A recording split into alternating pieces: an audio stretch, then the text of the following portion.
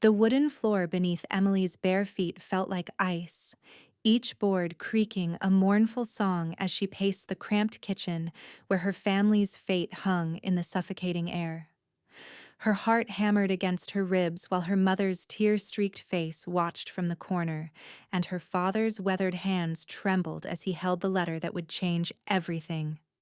The scent of their last meager soup still lingered, a bitter reminder of how empty their bellies had grown, how thin their hope had become.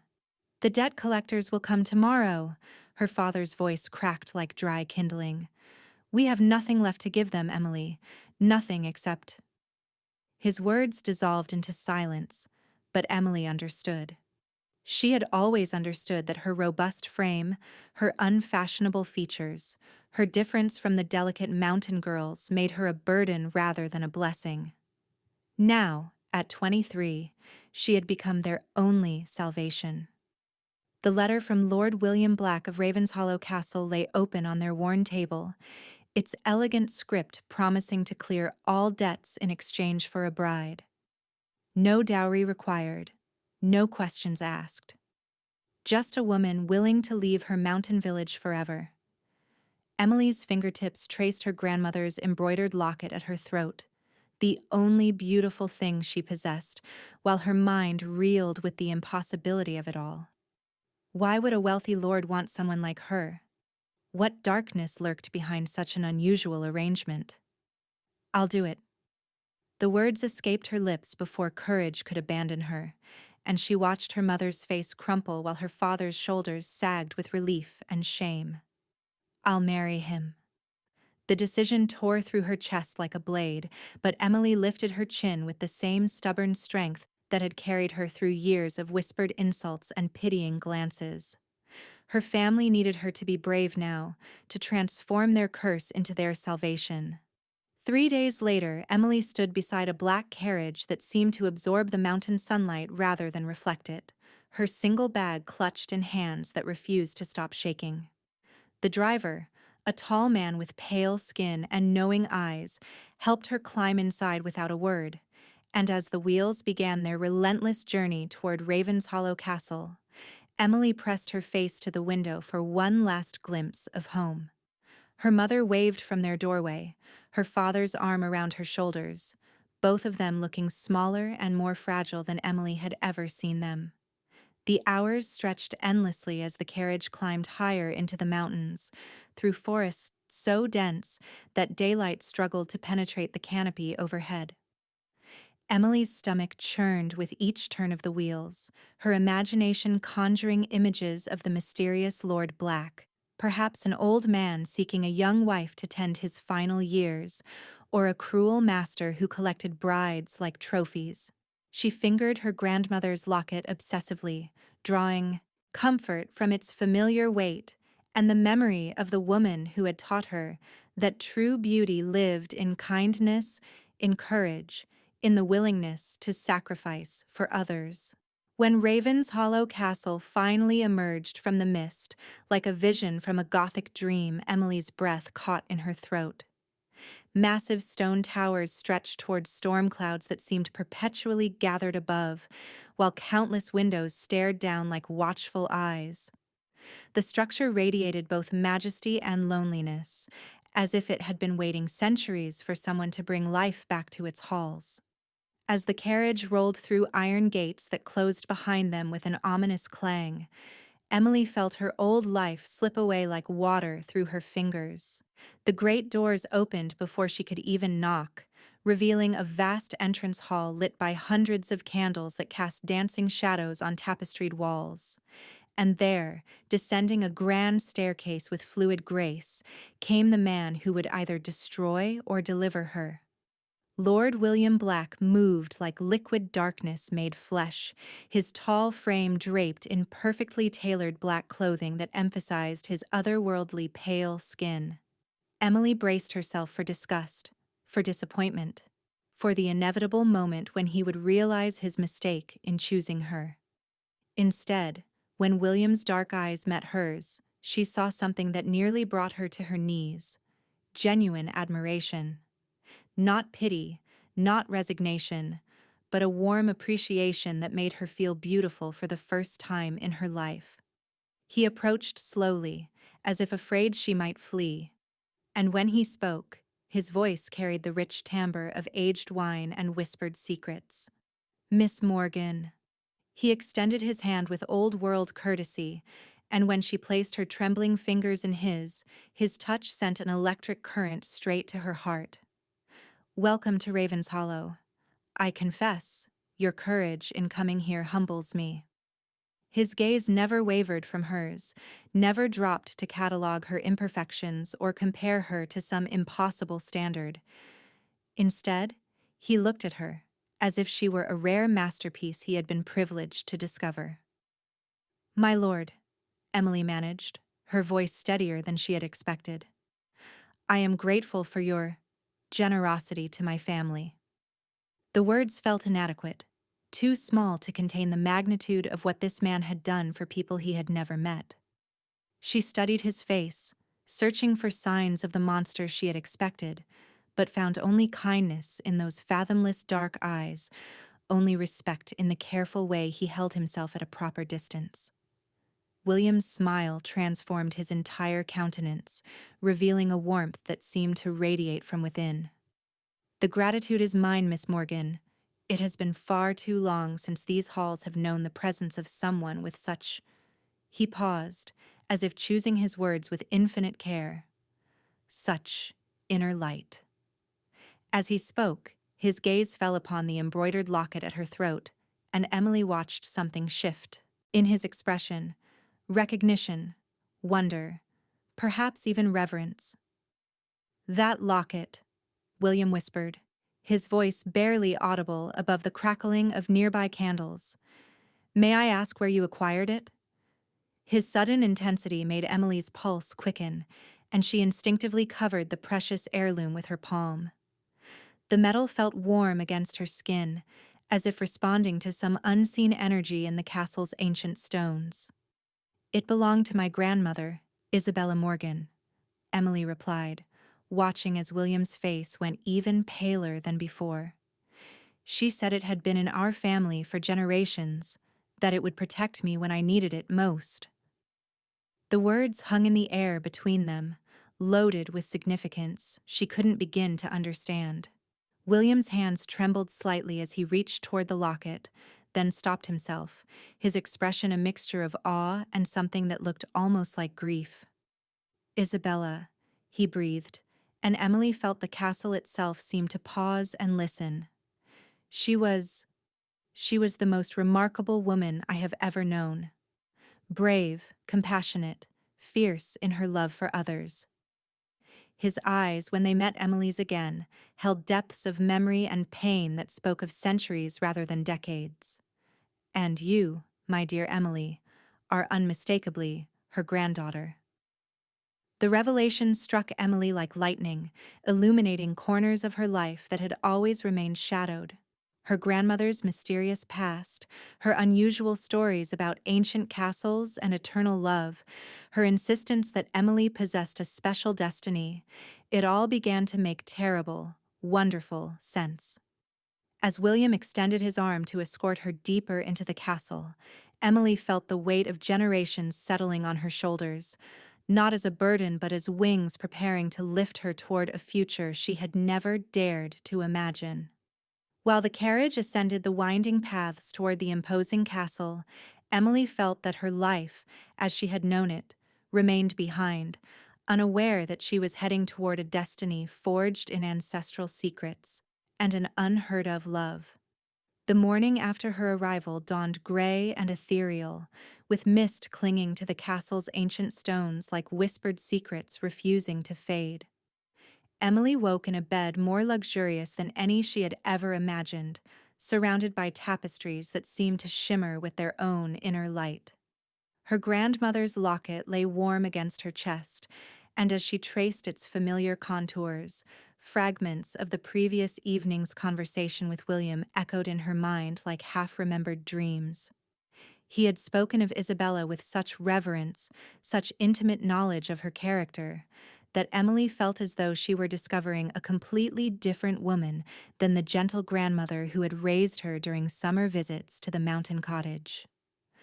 Over dinner served on china so delicate it seemed crafted from moonlight itself, William had shared stories of Isabella's courage during dark times, her unwavering compassion for those society had forgotten, her ability to see beauty where others saw only darkness.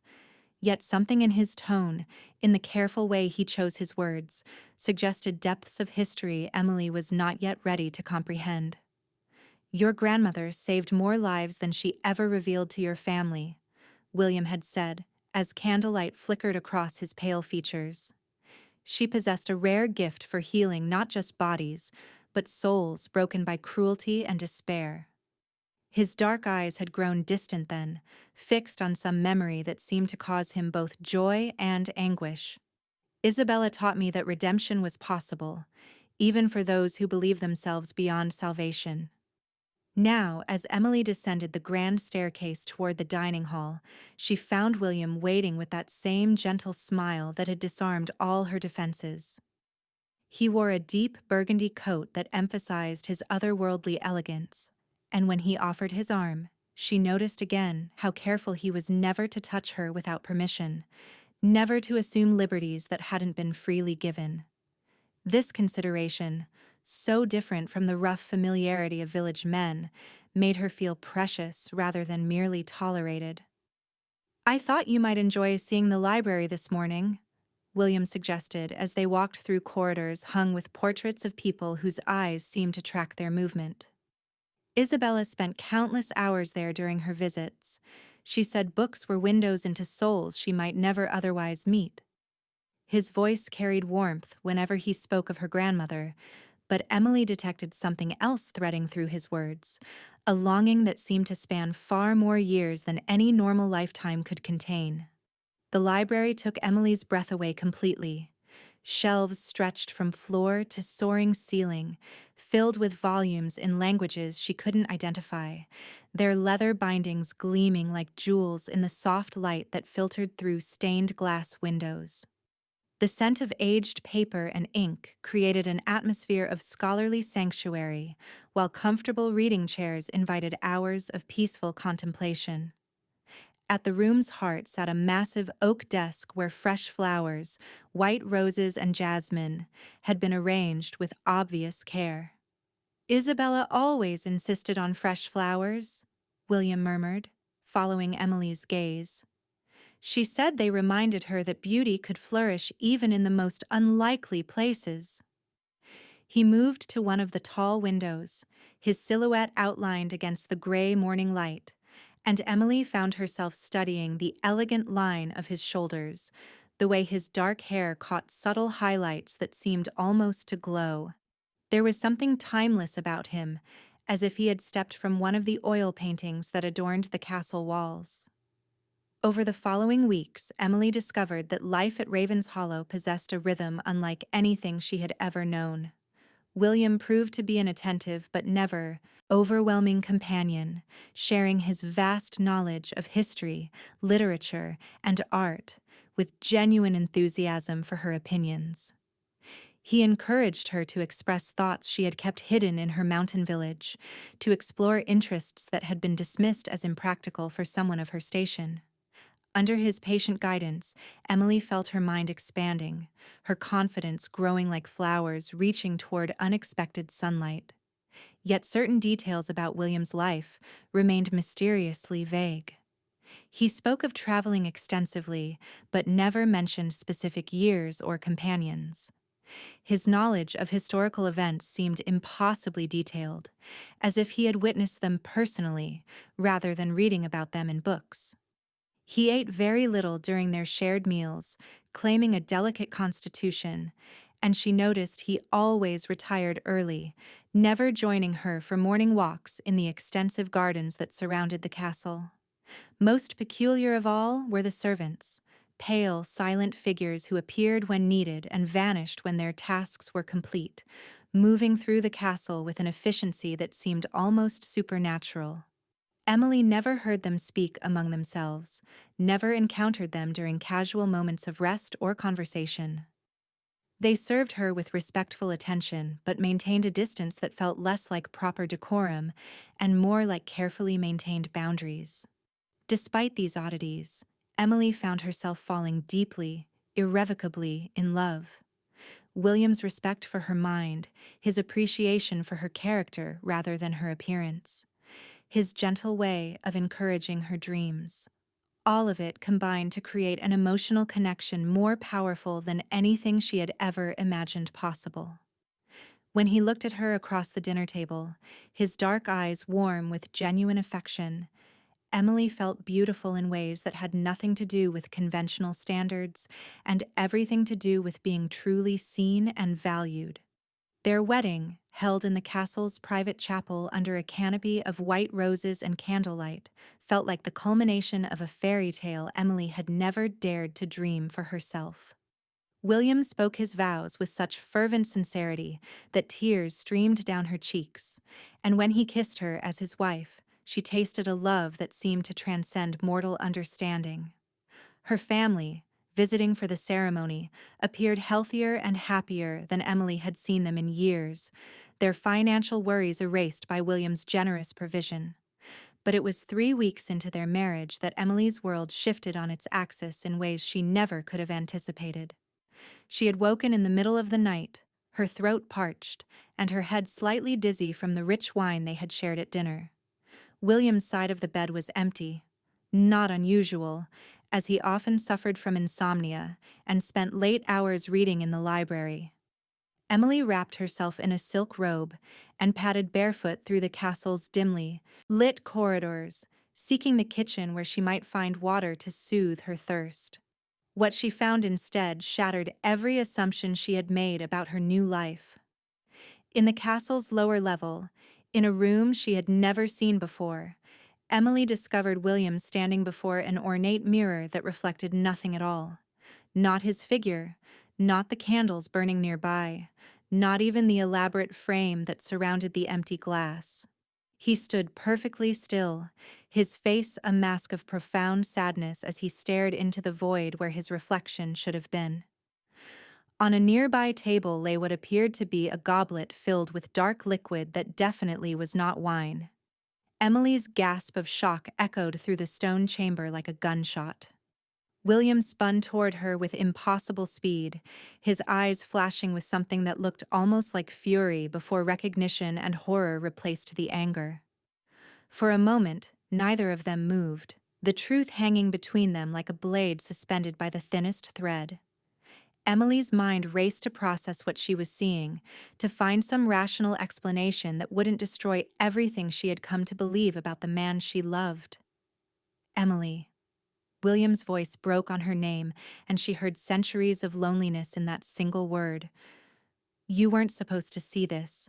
You were never supposed to know. He moved toward her slowly, his hands extended as if approaching a frightened animal, and Emily noticed for the first time how his skin seemed to glow with its own pale luminescence in the candlelight. What are you?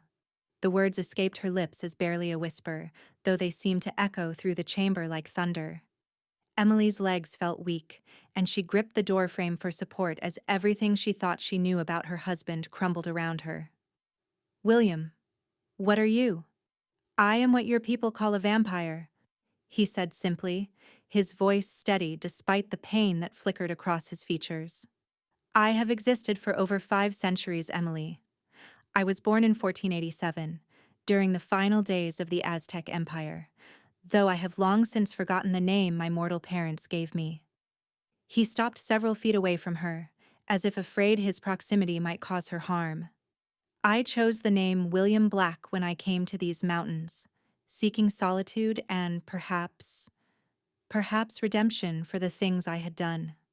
Emily's world tilted sickeningly as the implications crashed over her like a tsunami. The mysterious servants who never aged or ate. William's vast knowledge of historical events, his unusual sleeping patterns and dietary habits, the way he seemed to glow in candlelight and move with inhuman grace. All the pieces she had unconsciously noticed but refused to examine suddenly formed a picture too terrifying and impossible to accept. "You're a monster," she breathed, the words tearing from her throat like physical wounds. "You're a creature that feeds on blood, that kills innocent people." Her grandmother's locket felt burning hot against her chest, as if trying to protect her from the truth she was finally seeing. "And I married you. I love you." The last words emerged as a sob that seemed to echo through the castle's ancient stones. William's face crumpled as if she had struck him, and Emily saw tears, actual tears, track down his pale cheeks. "I have never harmed an innocent person, Emily. Not in 500 years of existence." His voice carried the weight of absolute truth, though Emily's mind still reeled with shock and betrayal. "I sustain myself on the blood of animals, or willing donors who are compensated and never harmed. I chose exile in these mountains precisely to avoid any temptation to return to my darker nature." "But you deceived me?" Emily's voice rose to near hysteria as she pressed herself against the stone wall, her legs too weak to support her properly. "You made me fall in love with you. You married me. And all this time, you were lying about what you are." The accusation hung between them like a physical barrier, and Emily watched William flinch, as if her words had been silver bullets fired straight into his heart. "I deceived you because I am a coward," William replied, his voice dropping to barely above a whisper.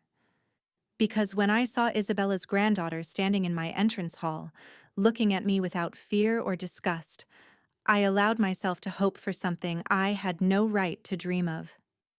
He moved closer despite her obvious terror, and Emily could see the desperate love in his dark eyes warring with self-loathing and despair. "Your grandmother knew what I was, Emily.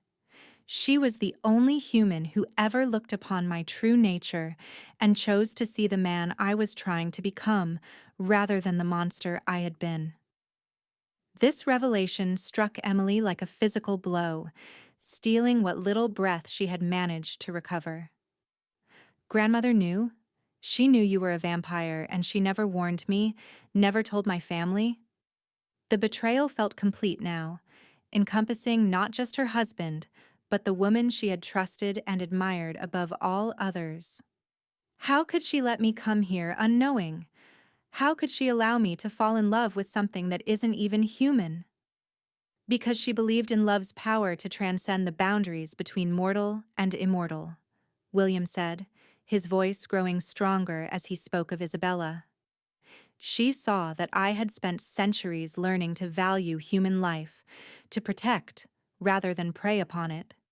She knew that my love for you would never allow me to cause you harm." He took another step closer, and Emily noticed that his movements, despite their inhuman grace, carried a vulnerability she had never seen before. Isabella believed that souls recognize each other across any divide, that love can redeem even the most broken spirits. Emily slid down the wall until she was sitting on the cold stone floor, her silk robe pooling around her like spilled moonlight. Her mind struggled to reconcile the monster of legend with the gentle, respectful man who had shown her nothing but kindness and devotion. "You drink blood," she whispered, the words feeling foreign and terrible on her tongue. "You're dead, but you're not dead. You'll live forever while I grow old and die." Each realization felt like another weight added to her chest, crushing her ability to breathe normally. "I am neither fully alive nor fully dead," William agreed, kneeling several feet away from her so that they were at eye level. "I exist in a space between mortal and immortal, sustained by blood but capable of love, of growth, of choosing goodness over evil." His dark eyes searched her face desperately, as if trying to memorize every feature before she inevitably fled from him. "But I would never ask you to share this existence, Emily. I would never damn you to the isolation and burden of immortality." "But what about our marriage?" Emily's voice broke on the question that cut deeper than all the rest. "What about the love I thought we shared?" Was any of it real, or was I just entertainment for a bored immortal? The possibility that their connection had been nothing more than a game to pass his endless centuries nearly destroyed what little composure she had left. Every moment between us has been more real than anything I have experienced in 500 years of existence, William said with such fierce honesty that Emily felt it in her bones. You have awakened parts of my soul I thought were dead forever.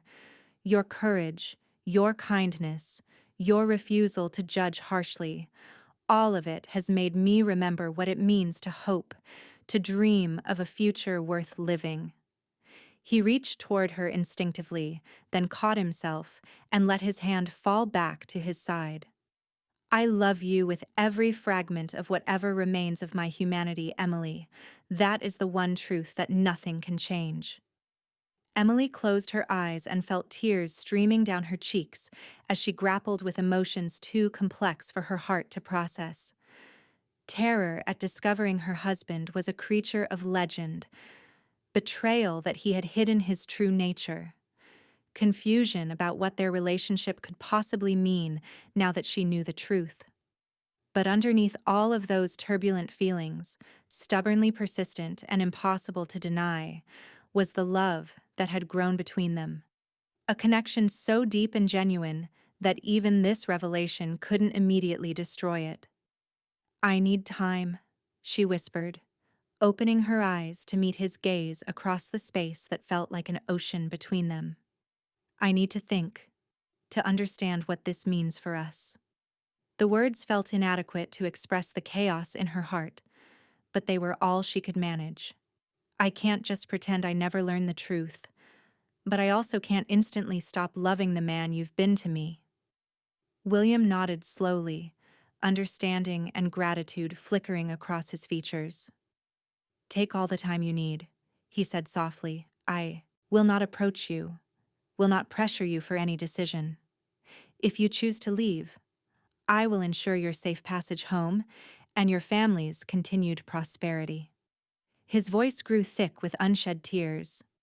If you choose to stay, I will spend whatever time remains to us proving that the love between us transcends the differences in our nature. That night, Emily lay alone in their marriage bed, staring at the ceiling while her mind churned through everything she had learned. The man she loved was a vampire, an immortal creature who sustained himself on blood but had chosen to use his supernatural abilities to protect, rather than prey upon humanity. Her grandmother, the woman who had taught her about love and courage, had known William's true nature and had somehow orchestrated their meeting across the span of decades and death. Most devastating of all was the growing realization that her feelings for William hadn't changed despite learning what he was. The kindness he had shown her, the respect he had given her mind and heart, the gentle way he had encouraged her to see her own worth. None of that had been false, none of it diminished by his supernatural nature. If anything, knowing the restraint and choice his goodness required made her love him even more deeply. As dawn approached, Emily fingered her grandmother's locket and tried to imagine what Isabella would have told her in this moment. The old woman had always insisted that true love required seeing and accepting someone completely, that real connection transcended surface differences.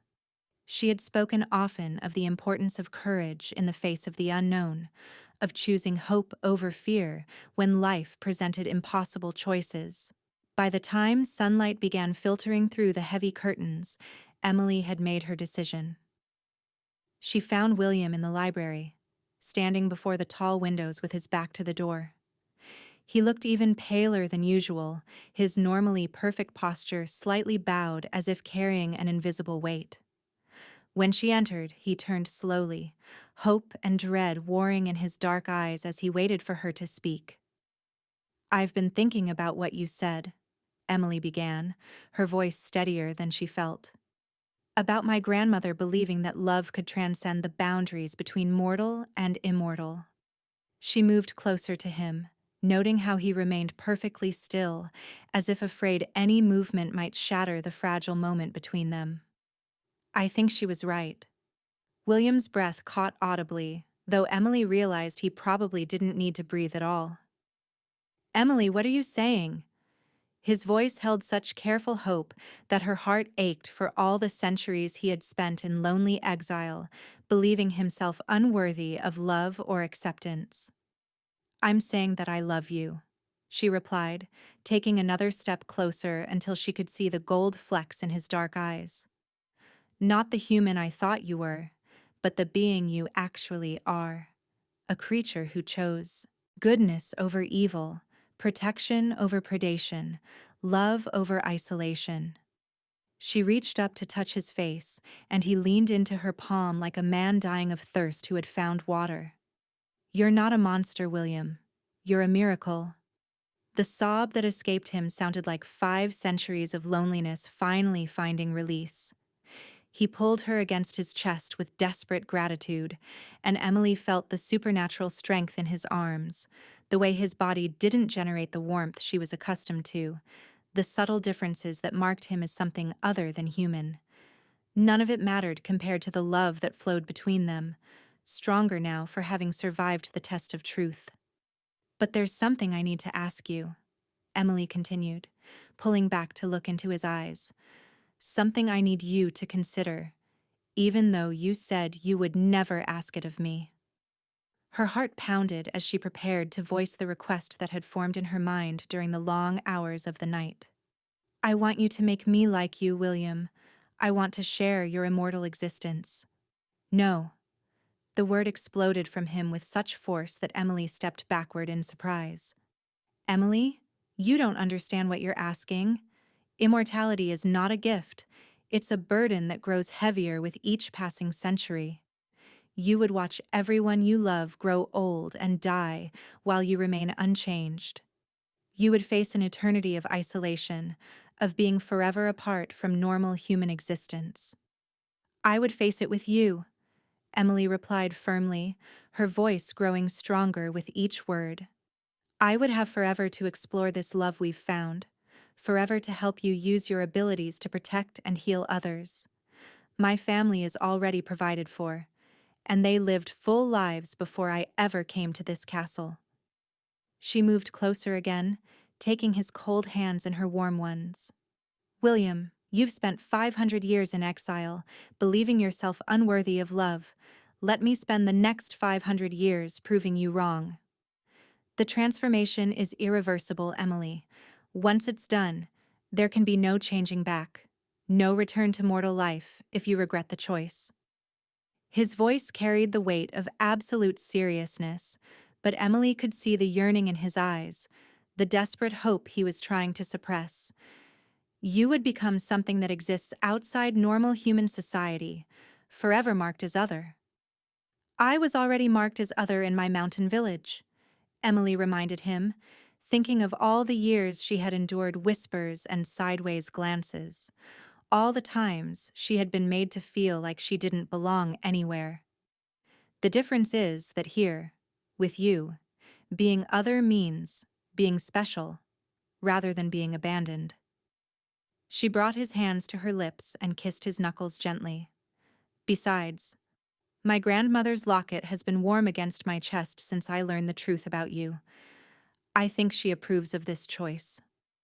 William stared at her for a long moment, his expression cycling through disbelief, wonder, and finally, a love so profound it seemed to illuminate him from within. "Are you absolutely certain, my darling Emily? This decision will change everything about your existence. There can be no hesitation, no doubt, or the transformation could destroy you." "I have never been more certain of anything in my life," Emily replied, meaning every word. "I choose you, William Black. I choose love over fear, forever over the brief span of a mortal lifetime, purpose over convention." She smiled at him with all the warmth and determination in her heart. "I choose to become your eternal companion, your partner in whatever adventures immortality might bring." With the determination unwavering of her soul, Emily took William's hand, ready to embrace an eternity of unknown possibilities, a rebirth forged in love beyond mortal limits. The transformation came at midnight, when the veil between mortality and eternity grew thinnest. Emily lay upon their marriage bed, her grandmother's locket warm against her throat, as William knelt beside her with reverent tenderness. Candlelight flickered across his pale features, casting shadows that seemed to dance with anticipation of what was to come. His dark eyes held both infinite love and profound sorrow for the innocence she was willingly surrendering. "Remember, mi amor," he whispered, his voice carrying the cadence of centuries. "Hold fast to who you are. The change will try to sweep away Emily Morgan, but you must remain anchored to your soul, to your heart, to the love that brought us to this moment." His fingers traced her face with gossamer touches, as if memorizing every beloved feature before the transformation claimed her. Emily nodded, her pulse thundering beneath her skin for what she knew would be the last time. "I'm ready, William. I want this. I want forever with you." The words emerged steady and sure, carrying none of the fear that might have been expected. Instead, her voice rang with the same courage that had led her to sacrifice herself for her family, now transformed into a choice to sacrifice her mortality for love. When William's teeth pierced her throat, Emily felt the world explode into sensation beyond anything mortal flesh could comprehend. Pain and pleasure intertwined until they became indistinguishable, while her life force flowed into him like a river meeting the sea. But within that surrender, she felt something else, William's essence flowing back into her, carrying with it 5 centuries of accumulated power, knowledge, and supernatural strength. The change rippled through her body like liquid fire, rewriting every cell, every nerve, every fiber of her being. Her heart, which had beaten faithfully for 23 years, stuttered and fell silent. Yet she felt more alive than ever before. Her lungs drew their final mortal breath, then discovered they no longer needed air to sustain her existence. Through the agony of transformation, Emily felt her consciousness expanding, her senses sharpening to impossible acuity. When the metamorphosis finally completed, Emily opened eyes that now gleamed with their own inner luminescence. The world had become a symphony of sensations. She could hear the mice scurrying within the castle walls, smell the pine forests 20 miles distant, see individual dust motes dancing in the candlelight with crystalline clarity. Her body thrummed with supernatural strength that felt like captured lightning waiting to be released. "Emily?" William's voice carried a tremor of uncertainty, hope, and desperate love. "How do you feel, my darling?" She sat up slowly, marveling at the fluid grace that now governed her movements. Her reflection in the ornate mirror across the room showed a woman transformed. Her robust frame had become statuesque and powerful, her formerly plain features now carved with an otherworldly beauty that seemed to glow from within. But most remarkably, her eyes held depths that spoke of eternal wisdom already beginning to bloom. "I feel magnificent," Emily breathed, her voice now carrying harmonics that hadn't existed in her mortal throat. "I feel like I've been sleeping my entire life and have finally awakened." She turned to William, and the love that flowed between them now carried the promise of eternity, deeper and more profound than anything that could exist between mortal hearts. William's relief was so profound that tears of blood tracked down his pale cheeks. "You're still you," he whispered in wonder, pulling her into his arms. "You're still my brave, beautiful Emily, but now—" He paused, searching for words adequate to the miracle before him. "Now you shine with the light of your own immortal soul." The first months of Emily's new existence unfolded like a revelation.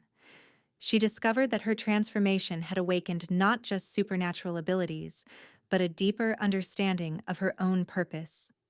The compassion that had driven her to sacrifice for her family now expanded to encompass all of humanity's suffering. Together, she and William began using their immortal resources to establish networks of aid that stretched across continents. They traveled to remote villages where plague and poverty ravaged innocent lives, their supernatural speed and strength allowing them to provide assistance in ways no mortal could achieve. Emily's gentle nature made her a natural healer, while William's centuries of accumulated wealth funded hospitals, schools, and orphanages throughout the Americas and Europe. Their love became a beacon that illuminated every life they touched, proving that immortal beings could choose to be guardians rather than predators. 5 years after her transformation, Emily stood on the battlements of Ravenshollow Castle, watching the sunset paint the mountains in shades of gold and crimson. Her family had visited just weeks before, her parents now in their 60s but still healthy and prosperous, thanks to William's continued generosity.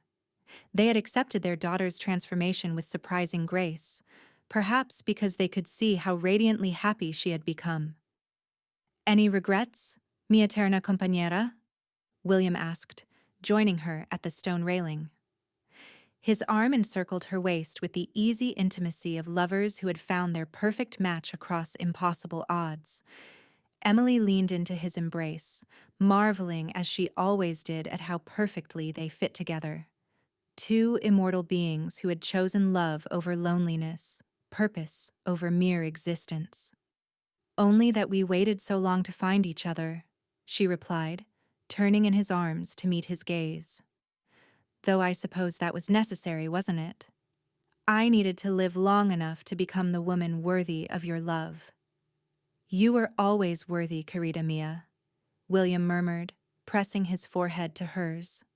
"From the moment you walked into my castle, choosing courage over fear, sacrifice over safety, you have been the answer to prayers I didn't dare voice." His lips found hers in a kiss that carried the promise of countless more sunsets they would share, countless more lives they would touch with their love. As darkness fell over the mountains, Emily felt the familiar stirring of their nocturnal nature calling them to new adventures. Tomorrow, they would travel to South America, where reports of a devastating earthquake had reached them. Villages buried under rubble, children trapped and dying, families torn apart by forces beyond their control, all of it calling to the immortal couple who had made protection of the innocent their eternal mission. "Shall we go save the world again tonight, my love?" Emily asked with a smile that held both mischief and profound purpose. William's answering grin revealed the fangs that marked him as a predator, but his eyes held only the warmth of a protector who had found his calling in the arms of an extraordinary woman. "With you beside me, mi amor, we can save 1,000 worlds." He swept her into his arms with supernatural speed, and Emily laughed with pure joy as they leaped from the battlements into the welcoming darkness. Together, they soared through the night sky, two immortal beings whose love had become a force of nature, whose union had transformed them both from isolated creatures into guardians of humanity's hope. Behind them, Ravenshollow Castle stood sentinel over the mountains, its windows glowing like earthbound stars, waiting patiently for the return of its master and mistress. In the years that followed, legends would grow around the mysterious couple who appeared wherever tragedy struck, whose supernatural abilities were matched only by their boundless compassion. Some called them angels, others whispered of vampires who had chosen light over darkness. Emily and William cared nothing for the names mortals gave them, caring only that their love continued to be a source of healing for a world that desperately needed hope. Emily's grandmother's locket, now worn by an immortal heart, pulsed with warm approval against her chest. Isabella's faith in love's power to transcend any boundary had been vindicated beyond her wildest dreams. Her granddaughter had not merely found acceptance, she had discovered a love so profound it had transformed two supernatural beings into forces of divine compassion. As Emily and William disappeared into the star-scattered darkness, their forms becoming one with the eternal night they now called home, their love story continued to unfold across centuries yet to come. They had proven that true beauty lived not in mortal flesh, but in immortal souls, that the greatest transformations came not from supernatural power, but from the courage to choose love over fear, forever over the fleeting, purpose over mere survival. And in the quiet moments between their missions of mercy, when they held each other in the sacred silence of their castle home, Emily would sometimes whisper her gratitude to the grandmother who had orchestrated their meeting across the boundaries of life and death. She had become more than she ever dreamed possible, not just William's eternal queen, but a guardian whose love would echo through eternity, a testament to the power of hearts brave enough to embrace the impossible. The mountains stood witness to their legend, and the stars themselves seemed to shine brighter in celebration of a love that had conquered death, transcended mortality, and transformed two lonely souls into an eternal force of hope for all who believed in the miracle of unconditional acceptance.